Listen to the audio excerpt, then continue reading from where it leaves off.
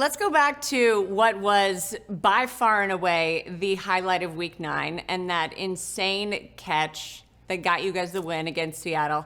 Just walk me through that overtime play and that one-handed grab by Demarcus Robinson. Yeah, I didn't think I was throwing it there to start, that's for sure. We were kind of in field goal range, and at that point in the game, a field goal won it for us, so was just trying to hunt up another 10 yards or so to give our kicker a chance to go win the game for us, and I was able to get the corner clean. Cooper did a great job of getting me the corner, and then I just saw D-Rob doing what D-Rob does, and that's, getting open down the field, threw him a ball, and what a catch. I didn't get to see the catch till after the game. It was kind of blocked from my view, but he got up with such confidence and spiked it that I knew he had caught it, and only later did I see the one-handed catch and what all went into that. It was an incredible play.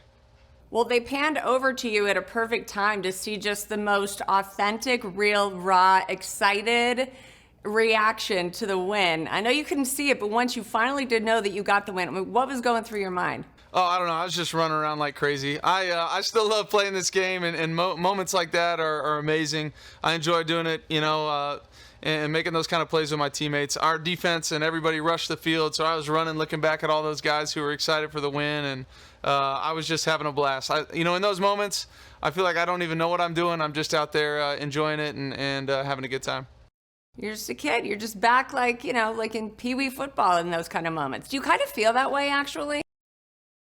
Do you kind of feel that way when you have those big wins and moments like that? Like the game just becomes so pure? Absolutely. That's what you work for, right? You work for those moments, and that game by no means was perfect, right? It was up and down for us as an offense. Our defense did a heck of a job making some plays, keeping us in it, making a fourth down stop, and it kind of been a struggle for us all game. And then being able to help out, and make a play like that to help us win the game was everything. And you just enjoy those moments. You don't know how often you're going to get them, and doing that at Seattle against a tough team and a tough crowd was a whole lot of fun. Well, with that win in Seattle, you now have 13 career-winning touchdown passes in the final 2 minutes of the fourth quarter or overtime. Pat yourself on the back. Pat yourself on the back. Very good, very good. It is obviously very clear that in those high-pressure situations that your teammates and your coaches are waving their "In Matthew We Trust" banners. What do you like most about playing in those high-pressure situations? I love those moments. I remember being a kid in the backyard throwing the ball around or shooting a hoop or whatever it was. But those are the moments you put yourself in as a kid, right? You're 3 seconds, 2 seconds, 1 second left in the game. Are you going to go out there and make the play? And I think the biggest thing is I have a ton of trust in my teammates. I'm not doing any of that by myself. I throw a ball, somebody's got to catch it. We got to have guys blocking for me and setting it up and doing all those kind of things. So I have a ton of trust in my teammates. I hope and I feel like they have a ton of trust in me to come through in those moments. And then I think a huge thing, too, is you can't be, fearful of failure at that point, right? You're either going to win the game or you're going to lose it every time you go suit up. So, put it out there, go give it your best shot. And in those moments, I do love those and enjoy being in them. I don't want to put you on the spot, but I'm going to put you on the spot. When you think about just all those moments that you've had, those last second wins, those Hail Marys, those high pressure situations, where does this one rank? Or is there one that comes to mind that really sticks out to you like, holy crap, I just did that? Yeah, that one was a fun one. It was an awesome one. It was kind of unexpected. We weren't close to the end zone. It wasn't one of those where you sit there and think, hey, this next play we're going to score on. So that was definitely special. Doing it on the road, I think, is really special because it's just so difficult. It wasn't a touchdown pass, but one that comes to mind is the ball I threw to Cooper to set up the field goal in Tampa in the playoffs in 21 to help ice that game. That one was another moment kind of like this past one where the last person when I received the snap that I thought would have caught the ball was Cooper on this play. All of a sudden they do something aggressive on defense. I was able to counter it and hit a big one and set up a field goal to win the game. But those moments they're few and far between, and when you get them, you gotta go for it and enjoy them when you make the play. How much does DeMarcus open up this offense now that Cooper Kupp and Puka Nacua are back? Yeah, those three guys have been making plays really consistently when you go kind of even back to the second half of last year. Puka and Cooper were doing their thing, and D-Rob was quietly doing a hell of a job for us, making plays in the red zone, scoring touchdowns, making big plays on third down. So, the more we can get out of him, the better. I think you've seen the last couple weeks, some of his potential. He's been in the league for a long time. He's a veteran guy. I trust him, and he does a hell of a job. When his number's called. One Hall of Fame quarterback, Troy Aikman, once said that you're only as good as your third wide receiver. Well, you've got Cooper Kupp, you've got Puka Nacua, and your third wide receiver is Demarcus Robinson. That's not a bad lineup there. Have you ever played with such a deep and talented group of guys? I've been lucky to play with a bunch of them, to be honest with you. Some really good groups. Obviously, I had Calvin for a long time in Detroit and some good groups there. But, I'm loving this group. It's a whole lot of fun to go to work with them. Obviously, when those guys are healthy, we're at our best. We've got guys that can kind of do it all. Cooper, Puka, D-Rob.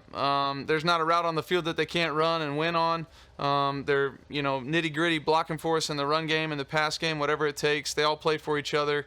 That's a whole lot of fun to be a part of when you're a quarterback, when you got three, selfless guys that just want to go help the team win, and when there's numbers called, they make the play.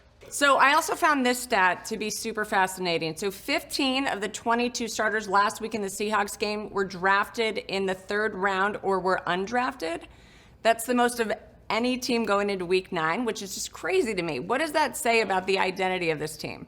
Yeah, I mean, it's been next man up since we started training camp. To be honest with you, we've had a bunch of injuries on the offensive side, on the defensive side, whatever it is, and we've had a bunch of, people have to step up and play, some young guys in spots. Obviously, our defense is extremely young, so I think it's a whole lot of credit to our coaching staff. The way they're able to develop players at a quick pace and get them out there ready to play. It's a whole lot of fun for me in the locker room. It's a bunch of young guys that bring great energy, and I feed off of it.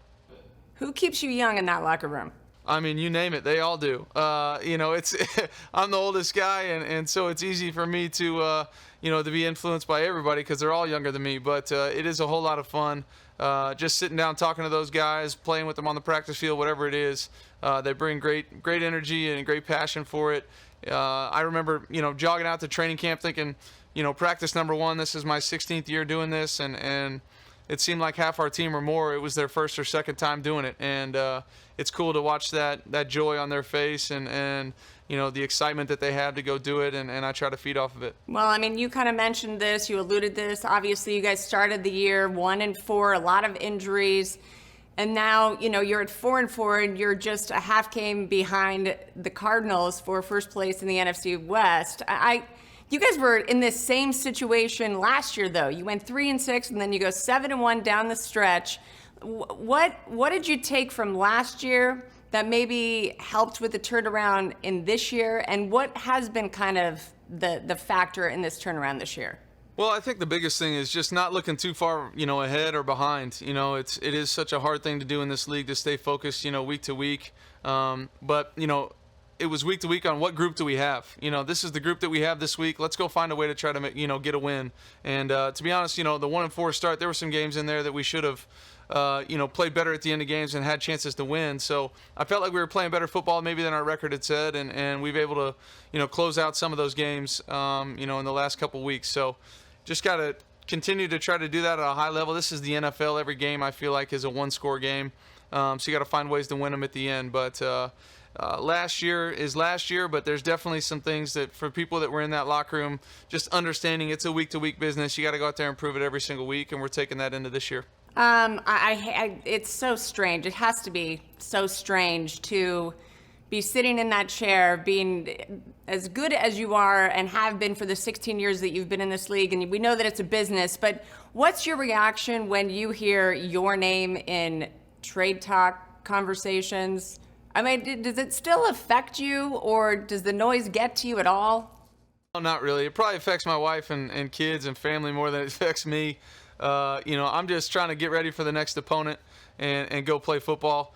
I guess in a way it's flattering that other people might be interested in your services, but I love playing football here and glad that I'm still here.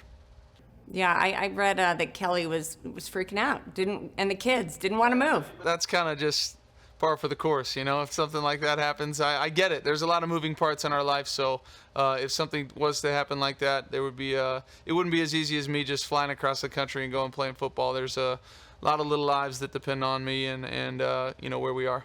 Let's talk about your defense for a minute, and your D line and watching Jared Verse. I mean, how much fun is it to watch him and watch what your defense is doing right now? It's a lot of fun. It's a whole lot more fun to watch him do it than it is to go out there and practice against him. I know that. He's been talking and running his mouth like that since the day he got here. He loves to talk and go and compete, and I think that rubs off on a lot of the guys on our football team. And it's definitely been a great thing for our defense. He's done a great job. Really, our entire defense is doing a heck of a job. We've got young players, veteran players that are all playing at a high level, and last week was a great example of that.